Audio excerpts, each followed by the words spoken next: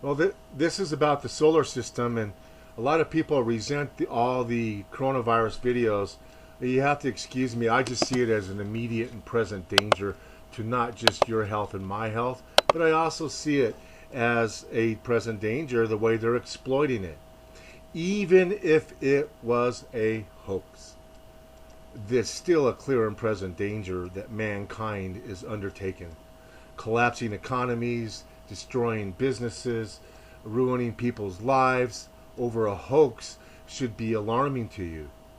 But being in healthcare, I could promise you, not only is this virus real, it's been altered from its original form. And we put out facts, we put out truth, and sometimes we're mistaken. And I admitted last video I was mistaken about the mad cow prion proteins, the triangular shaped proteins. With this thing presented with triangular shaped proteins, and there was neurological problems, so it seemed like it could be inserted with the prion proteins, and it still could be, but we're not seeing the targeting of nerve tissue. We're seeing a targeting of an angiotensin 2 protein or receptor that this virus seems to like to attach to. Unfortunately, that makes it have an affinity to become bloodborne and spread to other parts of the body where it can thrive and grow and multiply. So it's a clear and present danger. If there's a heaven and I go to heaven, St. Peter's going to not ask me how many Planet X videos I made. They're going to ask me how many people I helped. So, but we came out of that focusing cone. We tracked the solar wind data and the X-ray data.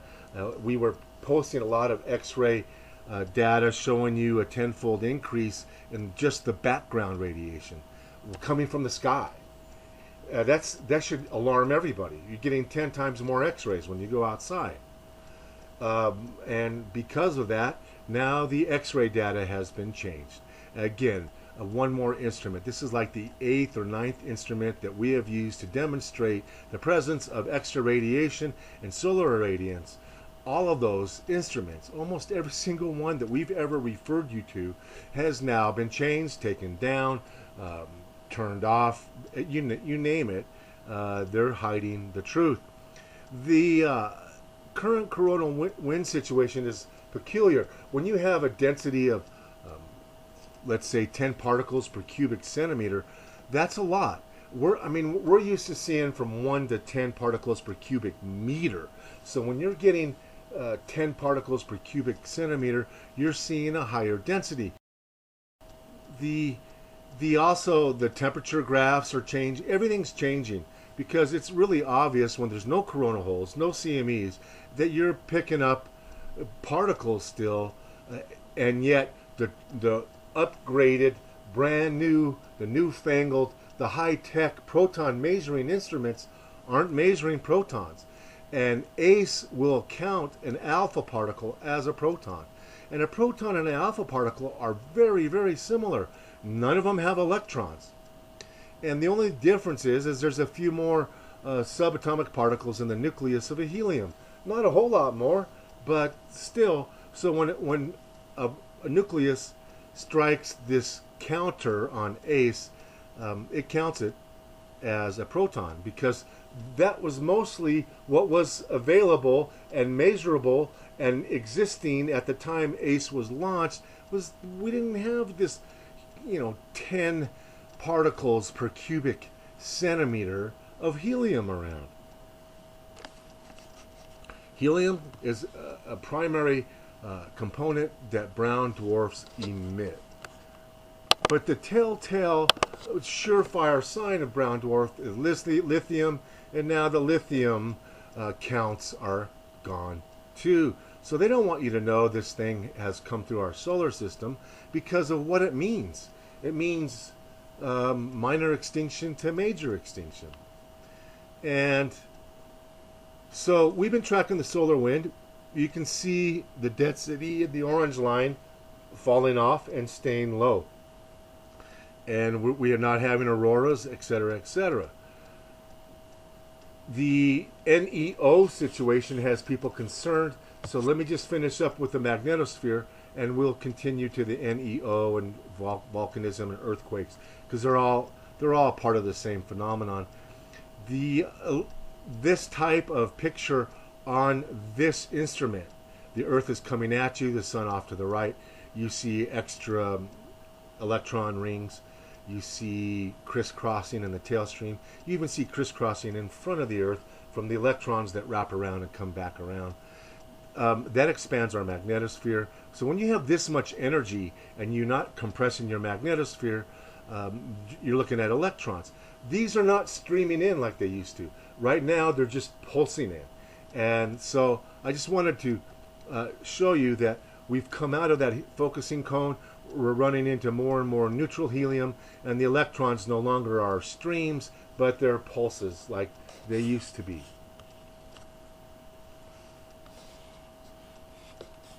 But that crisscrossing you see in those straight lines are directly related to boundaries set up by the repelling force of the electrons. And look at the front of the Earth. Inside those rings, you see almost a straight line configuration on the inner faint circles right outside the orbit of the satellites, that white dotted line. You see almost a straight signature, and you see some straight signatures very far in the tailstream. That's set up by crisscrossing magnetic fields. Those are crisscrossing electrons, crisscrossing particles.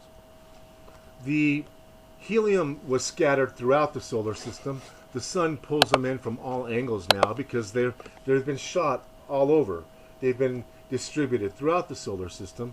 And so you get this disk around the sun. The sun will focus neutral particles in just like gravity says it should. And so we get this focusing cone, but now it's more of a disk. And depending on what orientation the Earth shares to the sun, that white area, in solar minimum, by the way, that white fuzzy areas that are protruding on either side of the solar disk and the occulting disk is in fact high density helium, lithium, and electrons. And so what this does is it increases the energy around the Earth. It melts ice, it heats the surface of the land, and heats the surface of all bodies of water. If the water is shallow enough, it will heat the entire body of water like tidal pools and kill everything but purple algae, but purple sea anemones and some of the algae. Now, so the magnetosphere doesn't look like this anymore. The disturbances are minimizing, and again, look what we're seeing in the instrument. We're seeing regular pulsing and regular interruption of data. We've seen this phenomenon before, where the data goes blank on all the instruments, and so we go from instrument to instrument, and we see where data is missing, and we do think those are the pulses of electrons switching off your circuit breakers on your instruments. So, but the solar radiation is going down. The particle densities are going to be thinning out. I know you can't tell by the white light pictures, but the sun is not as bright as it was during the last 2 years of solar maximum. And everybody can notice that it's just an edge taken off that incredible heat. But when you have ground temperatures that are 30 degrees above average and the air temperature is only 5 degrees above average, you don't need to be a scientist to figure out what's doing that. And they will have you believe it's carbon dioxide. The volcanoes, there's about 20 active eruptions right now, a couple brand new ones in Indonesia. There's so many people covering these things. We want to have a channel that shows you stuff that other people aren't showing you. That way we increase our value to you, and we increase our spot, our niche. But when you're shadow banned, there's not much you can do about it. And I don't have enough money to bribe somebody at Google. But 20 eruptions, there was a time when we had 30 to 40 eruptions ongoing at the same time. And so we have 20. The amount of orange alerts are double what the eruptions are. There's probably 40 orange alerts around. Volcano Discovery wasn't showing them the orange alerts. That's fine. But there's a lot going on in terms of volcanism still, but we're seeing a slight decrease. Notice how it's going along with a slight decrease in earthquake magnitudes and those clusters that stretch out from a week to 14 days during these large body alignments. So there is an ash advisory at Sangay in Indonesia. There's another eruption, a very, very impressive eruption of a second volcano in Indonesia. But in Indonesia at one time would have 4 or 5 eruptions that are ongoing.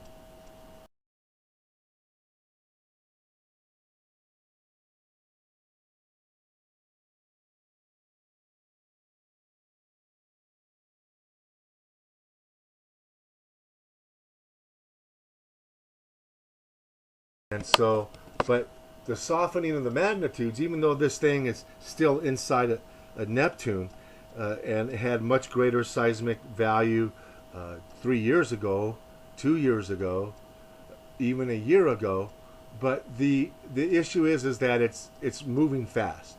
And when you're trying to influence a gravitational or even magnetic influence upon the solar system, high speed minimizes the impact that you have on anything. Okay, now if you have a magnet that approaches within 1 inch of another magnet and you just set them stationary, they might go together. But if you have them whizzing by one another at a high rate of speed, they will just alter each other's path but won't connect and capture each other in their magnetic field. So the speed is a factor in how much gravitation and magnetic influence an object will have on another object. The other thing is it's very high in its trajectory, and it's even higher than the original model that Robert Harrington had drawn 30 degrees north of the ecliptic. We think it's higher. We think it's more like 40 degrees, and the reason we say that is because this thing passed directly underneath Neptune, directly underneath Saturn, and directly underneath and by Jupiter. So those are 3 gas giants. This thing was pulled further north as it approached. So its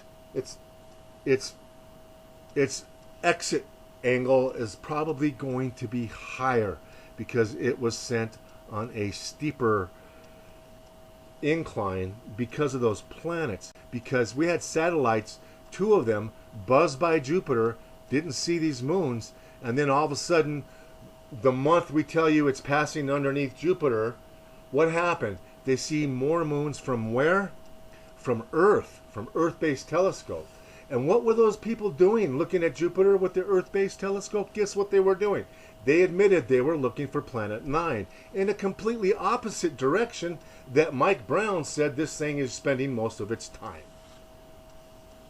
So we told you it was underneath Jupiter, and all of a sudden astronomers admit they were looking at Jupiter in a search for Planet 9. I mean, that's on the record. So now everybody's concerned about the NEOs, near-Earth objects, which there's just so many of them now, and some of them are worried about the impacts, and people are predicting impacts for mid-May, and I'm not privy to enough data because my computers got shut down. Some of those sites are tracking sites. Some of those orbital diagrams kick off my really high level firewalls, so it's difficult for me to get in there and look at the orbital diagrams of some of these things. I do know this: when you go to RSOE, or you go even to the database of these NEOs that gives you their closest approach distance, that they're not accurate. They're, I mean, when it's like comparing feet to inches. A solar unit is much longer distance than a lunar unit, and so when on the closest approach to Earth, you see 0.009 in the astronomical units on closest approach, but then you also see 0.009 on the lunar distance. That's not even close to being accurate. I don't know how anybody that has 5th grade math could publish those columns of numbers, because you're comparing feet to inches. And since when do feet equal inches? So something is terribly wrong with the close approach. And you have to guess, well, did they just replicate lunar distance, or did they replicate the solar distance? Because at 0.009, that's 9/1000ths fraction, and 9/1000ths of a lunar distance is close enough for Earth to capture an object. Depending on its trajectory, depending on its speed. If it crosses directly in front of Earth, Earth can capture it. If it's whizzing by Earth in the same direction, so there's lower relative speed, Earth can capture that object. But I think we've proven that, and Earth has proven, that its atmosphere is doing a great job in burning, deflecting many of these asteroids. Now, yes, they had an impact in Africa, and that used to be something we used to jump all over. But you have to understand, people, this channel started as a means to post things that you cannot find anywhere else on YouTube. And we started with anomalies that you have never seen on Mars. And that's how we started. We got involved with the Planet X thing because the more research we did, all we kept finding was data that supported its existence. NASA called this thing Planet X. People from NASA were calling it Planet X in the late 80s. And Percival Lowell was calling this Planet X. And guess what? Percival Lowell found Pluto, guess when? When looking for what? Planet X.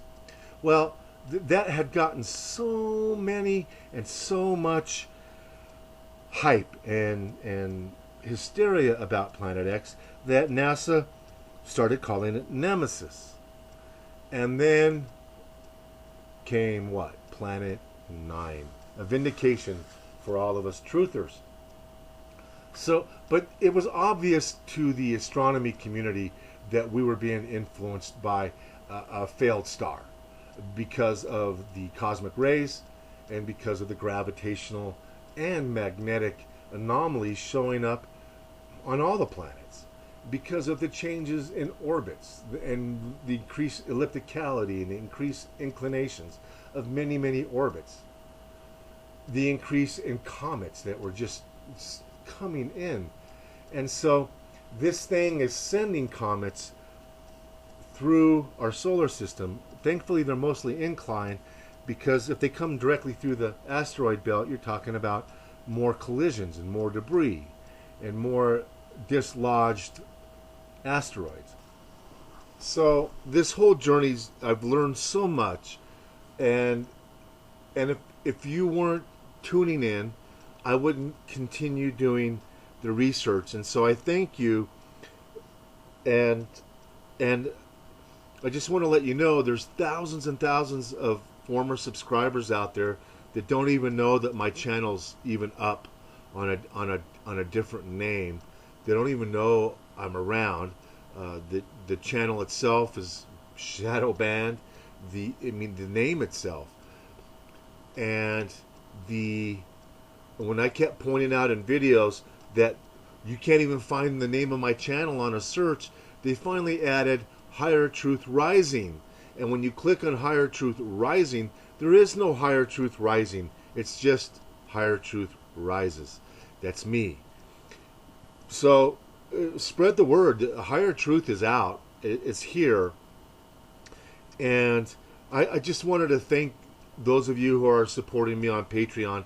A lot of people are falling off because of this financial situation. Some people are put off because I'm spending way too much time on the coronavirus, they feel.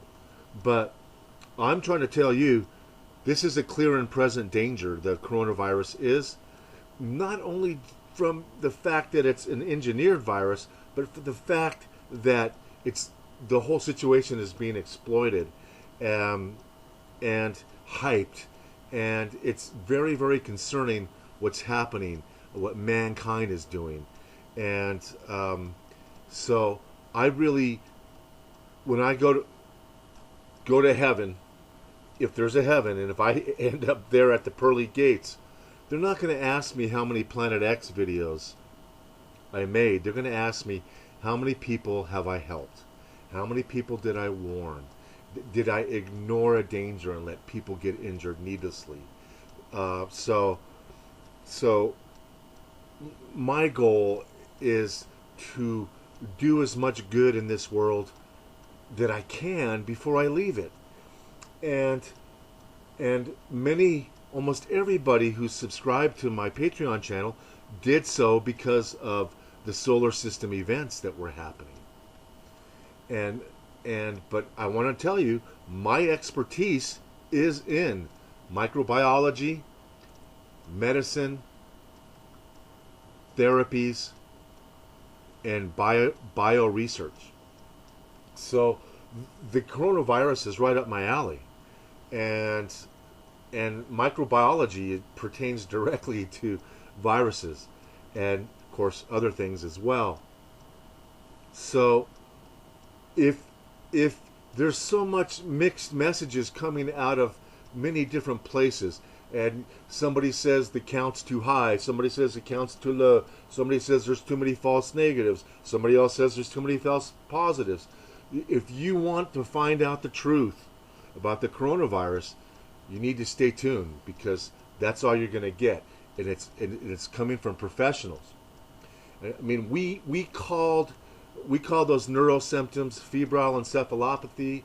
We came under attack for that, and now the evidence is coming out. This stuff is being found in the brains of autopsied deceased victims. And what happens when you get a viral infection in the brain? What do they call it? They call it encephalitis. So we nailed it. So if you really want the truth on this coronavirus, stay tuned. We're going to keep covering the solar system. We're going to keep talking about it. But each and every day, so many things are happening that are impacting your future, and people don't even know, what's going to be 4 or 5 years from now, what the world and the governments are going to look like. So until next time, be prepared, not scared.